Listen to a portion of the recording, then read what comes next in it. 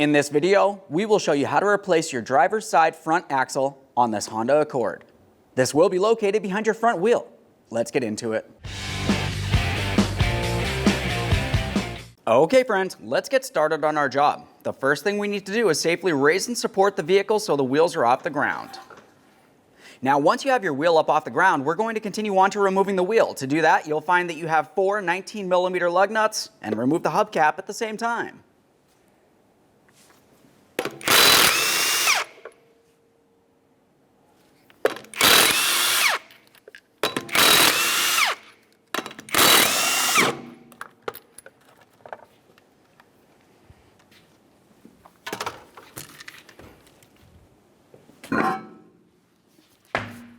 Now that we have the wheel off, the next thing that we need to do is pay attention to our 36mm axle nut. We'll be turning this counterclockwise to remove it. Use a hammer and punch to break the axle free from the wheel bearing located behind it.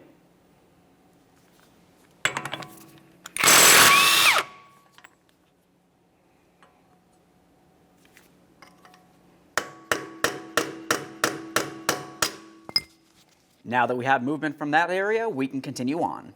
Now the next thing we need to do is push back our caliper piston. To do that, we'll be starting up at the bleeder screw. Remove the protective cover. Use a 10mm to break this free. Once you see a steady trickle of fluid coming out, we'll continue on by pressing this back. Make sure you have a collection receptacle handy so you can recycle that fluid properly.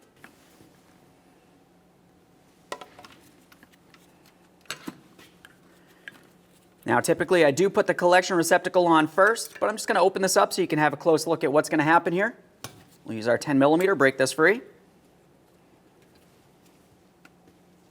There's our fluid.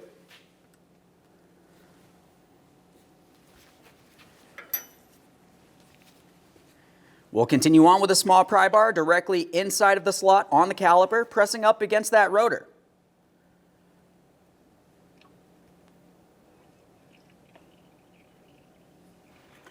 If it feels as though you have a hard time pushing this back, you may have an issue with either the caliper sliders or the caliper itself. We'll close this off. Set this aside. With the caliper pushed back, we'll continue on to removing our 2 flex hose mounting bolts that hold the flex hose bracket to the steering knuckle. Use a 10mm.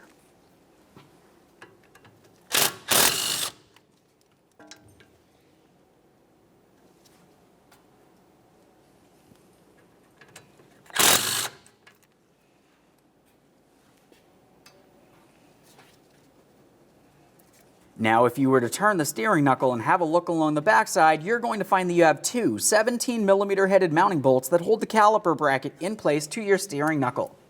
Go ahead and remove the pair.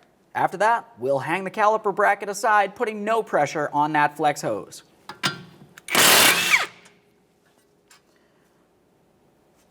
Quick inspection, we'll start that back in, just a couple threads here. Same thing down for the lower mounting bolt.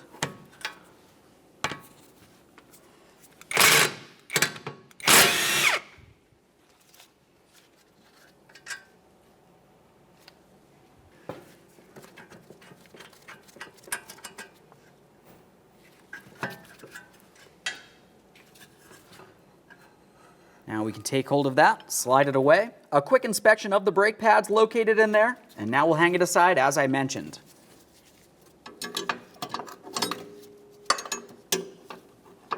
Just going to use a metal hook up along the spring. We can hang the caliper bracket from it. Now let's look down along where the lower front shock mounting bracket connects to the lower control arm. You'll find you have a 17mm headed mounting bolt that comes through from the front all the way towards the rear of this area, and that's held in place with a 17mm mounting nut. We'll remove the pair, give them a close inspection, set it aside.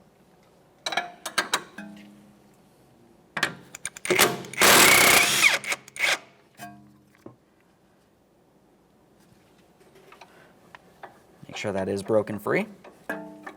At this point, you may need to use a hammer and a punch to drive this out of here.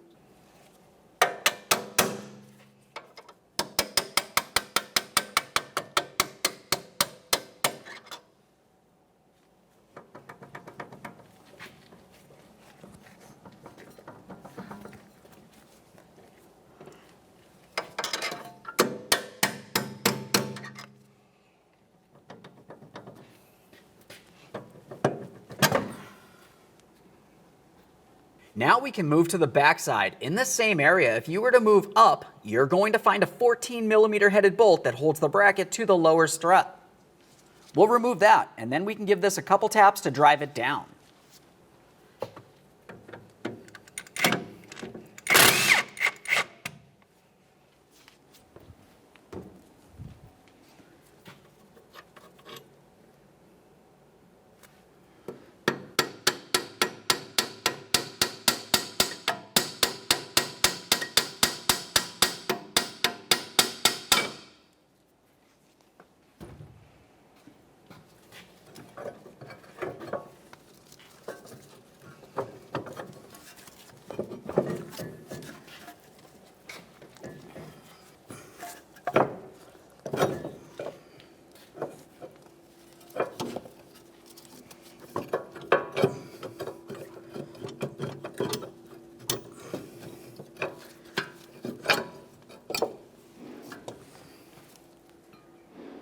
We'll slide this out of place, give it a close inspection to make sure it's not damaged in any way.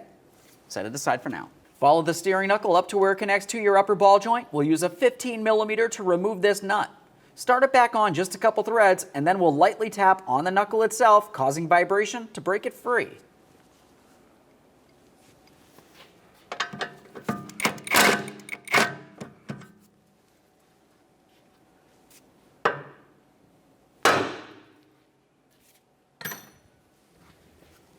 At this point, you can pull down on the upper control arm. If you need to, you can carefully use a pry bar. Remove that mounting nut. Lift up on the control arm and start pulling the knuckle away. Pay attention to that axle as it pulls through the bearing.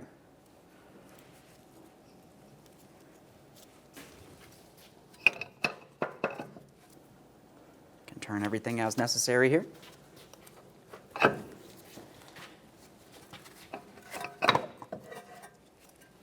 Follow your axle all the way inboard towards where it connects to the transmission. You're going to want to make sure you have a collection receptacle under that area.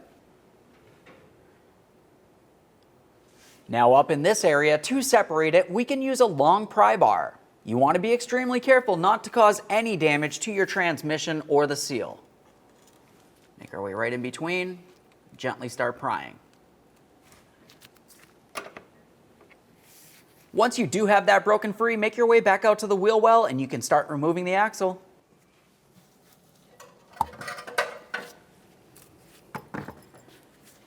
There it is, friend.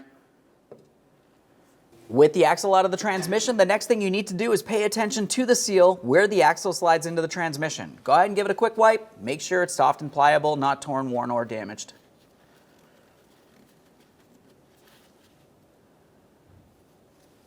Okay, let's prepare to install our brand new axle. We'll carefully slide this into place, aligning it with the port going into the transmission, and gently drive it in.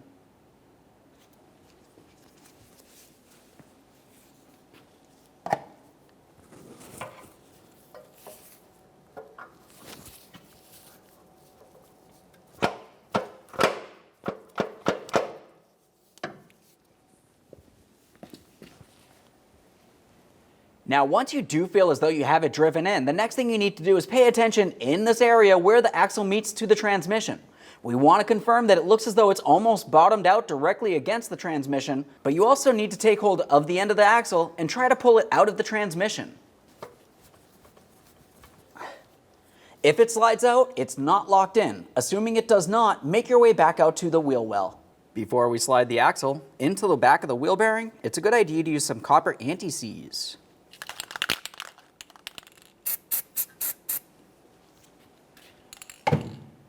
Just use a glove finger to spread that around inside that splined area.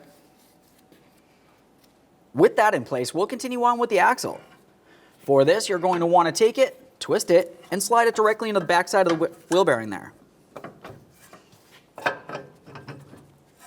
As you start sliding that in, we can take that steering knuckle and start bringing it up towards that upper ball joint stud. We'll make sure we have the caliper on the proper side here.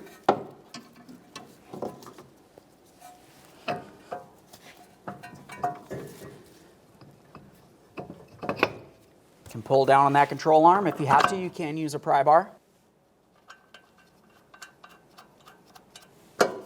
snug it up, torque it to 32 foot-pounds.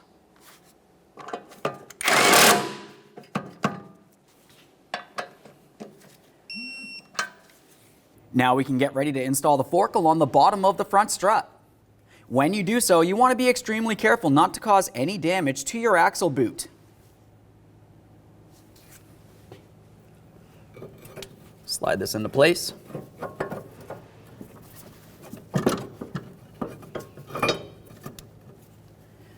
If you need to, you could pull down on the suspension, align this, and then slide it back up into the original position. Start sliding that up onto the strut there. You can use a hammer to tap it up if you need to. Just use a rubber mallet.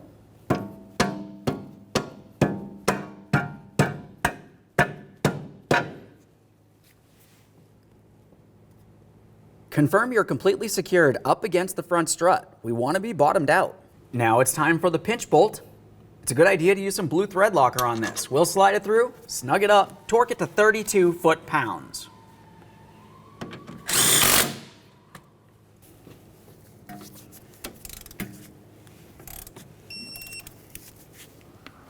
Now it's time for the lower through bolt. This comes through from the front towards the rear. You may find that you have to raise or lower the suspension to get that aligned.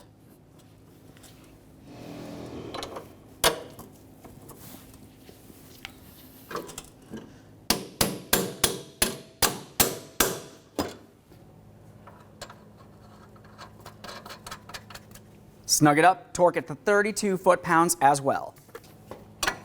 We'll hold the bolt head with a wrench, snug it up.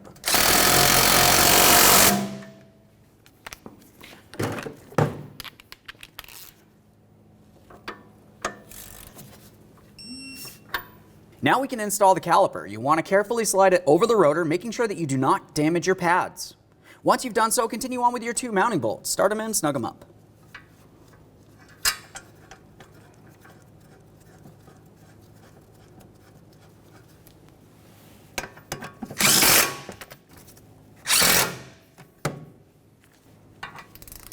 Torque these to 80 foot-pounds.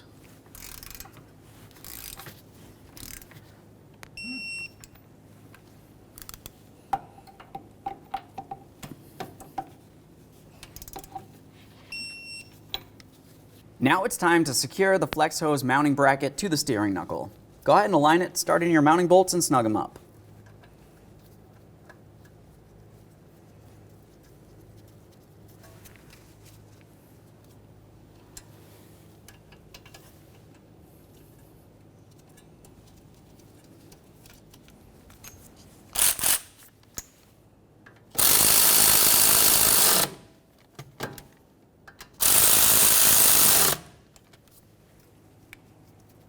Double check to make sure nothing's twisted. Install your axle nut. We'll do this by hand. You never want to use an impact tool on this because you do not want to cause any damage to your wheel bearing. Once you do have this bottomed out, we'll get this down closer to the ground so we can torque it to 180 foot-pounds. To torque this to 180 foot-pounds, you may find that this will want to rotate on you. Now, if that's the case, you can have a second person inside the vehicle holding down the brake pedal. That'll prevent this from turning. Otherwise, you could use a pry bar diagonally down towards the ground. We'll come across these studs, being careful not to cause any damage.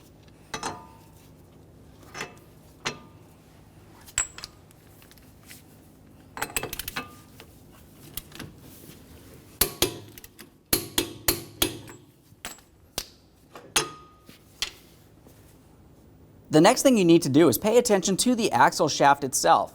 You can see that it has a small notch carved out in it. We need to peen the axle nut into that area. That'll help lock it in so you're sure it will not loosen up on you while you're driving down the road.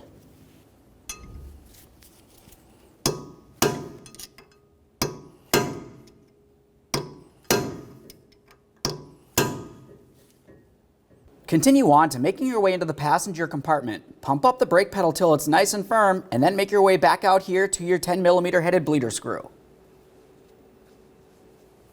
Now that we have that pumped up, let's open this up and watch for fluid and air making its way out of here.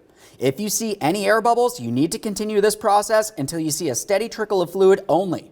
any air in the system will cause a braking issue.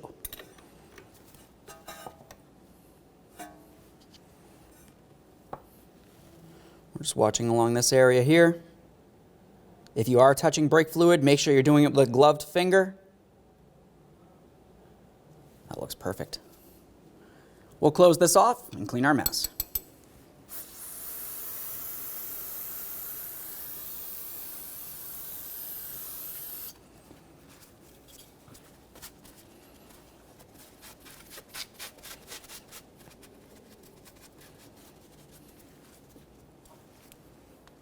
If you have a bleeder screw cover, install that now.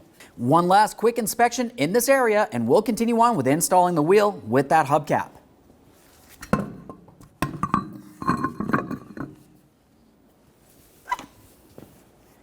When installing your hubcap, you want to pay attention to the port for your valve stem.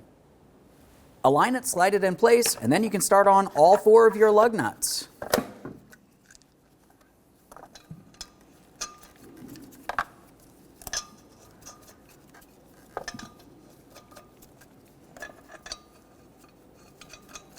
At this point, we'll bottom them out, get the wheels safely back down on the ground, and we can torque these to 80 foot-pounds.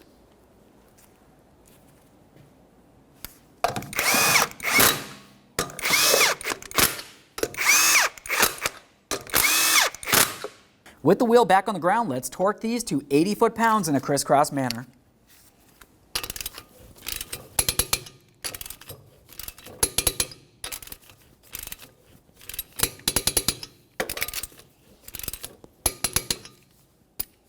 Torqued. Okay friend, we've got our vehicle back together. At this point, you want to take it for a road test, listen for funny noises, and get yourself safely down to your local alignment shop. Thanks for watching. When only the best will do, demand TRQ.